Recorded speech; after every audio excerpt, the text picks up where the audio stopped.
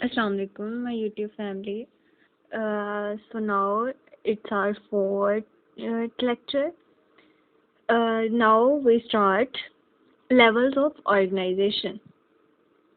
Last lecture जो था वो हमने ख़त्म किया था बायो एलिमेंट्स पे. अब हम नेक्स्ट स्टार्ट करते हैं लेवल्स ऑफ ऑर्गेनाइजेशन. ये नेक्स्ट हम पढ़े हैं ह्यूमंस बनने का सफ़र, लेकिन पहले हम लेवल्स ऑफ ऑर्गेनाइजेशन को स्टडी करते हैं, इसका ओवरव्यू लेते हैं.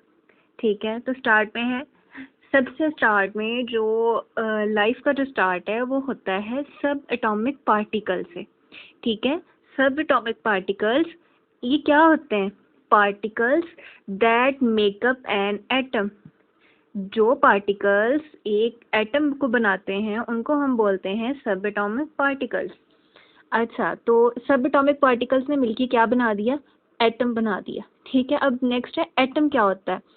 एटम है the smallest particle of an element that retains the properties of that element. वो कहते हैं जो smallest particle of an element है that retain the properties of that element. ठीक है, जैसे कि एक कोई बॉडी है, ठीक है, उसमें एक चीज़ है, ऐसी चीज़ है जिसमें उस पूरी बॉडी की जो भी प्रॉपर्टीज़ हैं वो सारी उस चीज़ में पाई जाती हैं. ठीक है, उसको क्या कहा जाता है? वो है एटम. ठीक है, वो कहलाता है एटम. और फिर नेक्स्ट इसका लेवल है माइक्रोमॉलिक्यूल्स एंड मैक्रोमॉलिक्यूल्स. जब एटम्स मिलते हैं तो वो मैक्रोमॉलिक्यूल्स की फॉर्म में और माइक्रोमॉलिक्यूल्स की फॉर्म में बन जाते हैं, a combination of atoms. Next level है organelle, a structure within a cell that performs a specific function. Cell के अंदर जो एक स्ट्रक्चर है जो कि अपना एक स्पेसिफिक फंक्शन परफॉर्म करता है उसको हम कहते हैं ऑर्गेनेली.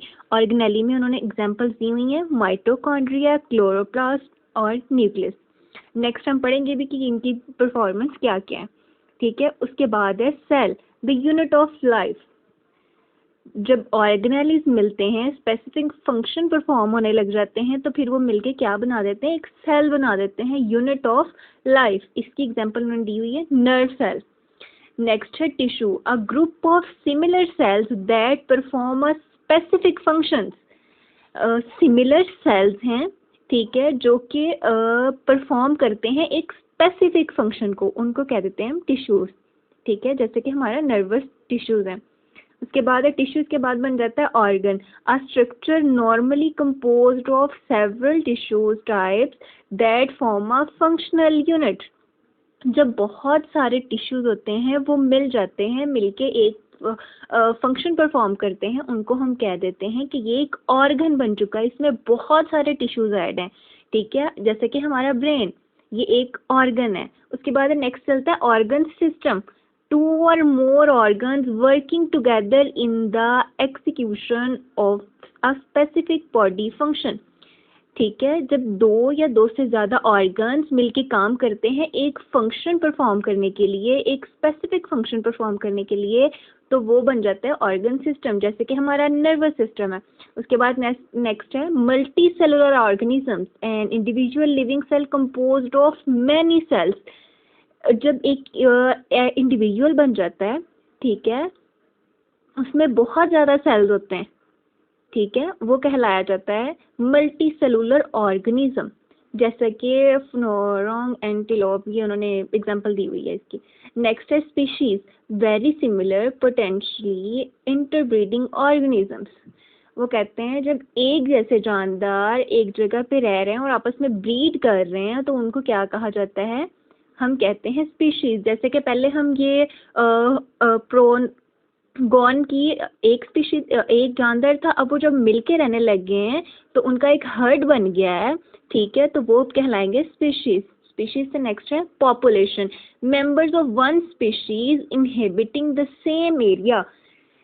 ठीक है, जब एक ही स्पीशीज के जानदार एक जगह पे रहते हैं, एक टाइम में रहते हैं, आपस में वो इंटरेक्ट करते हैं, तो उनको कहते हैं पॉपुलेशन.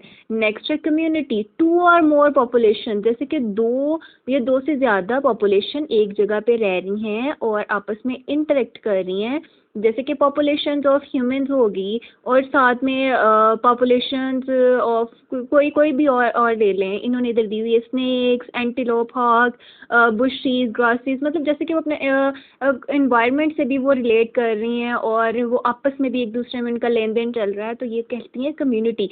कम्युनिटी के बाद आता है ecosystem, a community together with its non living surroundings. जब एक कम्युनिटी है वो अपनी नॉन लिविंग सराउंडिंग के साथ भी इंटरेक्ट कर रही होती है, जैसे उन्होंने बोला snake, antelope, hawks, bushes, grass, fox, मतलब ये सारी चीज़ें जब मिलके आपस में रहने लगती है तो वो एक इकोसिस्टम बना देती हैं। उसके बाद नेक्स्ट है बायोस्फीयर, ठीक है। और ये the part of earth inhabited by living organism include both the living and non living components. कहते हैं जिस पार्ट ऑफ अर्थ है जिसपे एक ज़मीन का टुकड़ा जिसपे दोनों तरह के लिविंग ऑर्गेनिजम्स भी और नॉन लिविंग ऑर्गेनिजम्स भी पाए जाते हैं, और मतलब वो उनके components her cheese even that everything, तो वो एक मिल के क्या बना देते हैं, बायोस्फीयर बना देते हैं। अब इसका मैं आपको एक ओवरव्यू देती हूँ। सबसे पहले क्या बना, सब एटॉमिक पार्टिकल्स, ठीक है। सब एटॉमिक पार्टिकल्स ने मिलके क्या बना दिया, एटम बना दिया। एटम ने मिलके माइक्रो मॉलिक्यूल्स और मैक्रो मॉलिक्यूल्स बना दिए। माइक्रो मैक्रो मॉलिक्यूल्स ने मिलके ऑर्गेनेली बना दिया। ऑर्गेनेली ने मिलके सेल बना दिया। सेल ने टिश्यू, टिश्यूज ने ऑर्गन, ऑर्गन ने ऑर्गन सिस्टम, ऑर्गन सिस्टम से मल्टी सेलुलर ऑर्गेनिज्म, फिर स्पेशी बन गई, फिर पॉपुलेशन आ गई, फिर कम्युनिटी आ गई, फिर इकोसिस्टम आ गया और फिर लास्ट पे बायोस्फीयर आ गया। और ये है लेवल ऑफ ऑर्गेनाइजेशन। इसी चीज़ को हम नेक्स्ट आगे, इसकी समझ आ जानी चाहिए आपको, इसी चीज़ को हम नेक्स्ट आगे एक्सप्लेन कर देंगे, ठीक है। सबसे पहले हमने पढ़ना है एटॉमिक एंड सब एटॉमिक लेवल्स, ठीक है। All living and non-living matter is formed of simple units called atoms and subatomic particles such as proton, electron and neutron। पढ़ा था हमने सबसे पहले कि सबएटॉमिक लेवल, सबएटॉमिक पार्टिकल्स क्या है, वो है प्रोटॉन, न्यूट्रॉन और इलेक्ट्रॉन, ठीक है। और वो मिलके क्या बना देते हैं, एक एटम बना देते हैं, सही है। उससे अगला है मॉलिक्यूलर लेवल, एटम्स बन गए, फिर एटम्स ने आपस में कम्बिनेशन करना है और फिर वो हो जाना है molecular level. In organisms elements usually do not occur in isolated forms. वो कहते हैं जो एलिमेंट्स हैं वो आइसोलेटेड मतलब अलग अलग फॉर्म्स में नहीं रहते, वो जुड़ते हैं आपस में, इकट्ठे होकर रहते हैं। The items of different elements combine with each other through ionic and covalent bond. वो उनका जो वो जिस बॉन्ड से जुड़ते हैं वो आयनिक भी हो सकता है, वो कोवलेंट भी हो सकता है, ठीक है। This stable form is called a molecule. जब जो है वो एलिमेंट्स आपस में जुड़ जाते हैं, एटम्स आपस में जुड़ जाते हैं, तो फिर वो क्या बना देते हैं, एक मॉलिक्यूल बना देते हैं। जैसे कि उन्होंने कहा hydrogen, carbon, oxygen, nitrogen, phosphorus and sulphur are the common atoms found in biological molecules. The different type of bonding arrangement permit biological molecules to be constructed in a great variety and complexity. These may be micromolecules with low molecular weight, ठीक है। उन्होंने कहा micro molecules हैं, उनका molecular weight जो होता है वो कम होता है, जैसे कि कार्बन डाइऑक्साइड, H2O, पानी एक्स्ट्रा। और macro molecules with high molecular weights like starch, proteins, ये मैक्रो मॉलिक्यूल्स हैं, और कार्बन डाइऑक्साइड और वाटर वो है माइक्रो मॉलिक्यूल्स हैं। बायोलॉजिकल वर्ड है two type of molecules, organic और इनऑर्गेनिक। फिर आगे उन्होंने मॉलिक्यूल्स की टाइप्स बता दी, इधर आ गई है मॉलिक्यूल्स की टाइप्स, ठीक है। पहले बताया गया कि वो माइक्रो है या मैक्रो है, फिर आगे आ गई है नेक्स्ट उनकी types. An organic molecule is any molecule containing both carbon and hydrogen. Organic molecule क्या है, जिसमें कार्बन एंड हाइड्रोजन पाया जाता है। Inorganic molecule do not include carbon and hydrogen together in a molecule. Simple सी बात है, वो कहते हैं जो ऑर्गेनिक है उसमें कार्बन एंड हाइड्रोजन होगा, दोनों होंगे, ठीक है। और जो इनऑर्गेनिक मॉलिक्यूल्स हैं इनमें कार्बन और हाइड्रोजन कभी भी इकट्ठे नहीं हो सकते, सही है। An organism is usually formed by enormous number of micro and macromolecules of 100 or different types. Some most abundant important organic molecules in organisms are glucose, amino acid, fatty acid, cholesterols, nucleotides like ATP, ADP और AMP। उन्होंने बताया कि जो एक जानदार में micro and macro molecules हैं वो 100 टाइप्स के हो सकते हैं, जिसमें है most abundant and organic molecules हैं वो हैं glucose, amino acid, fatty acid, glycerol, nucleotides like ATP, ADP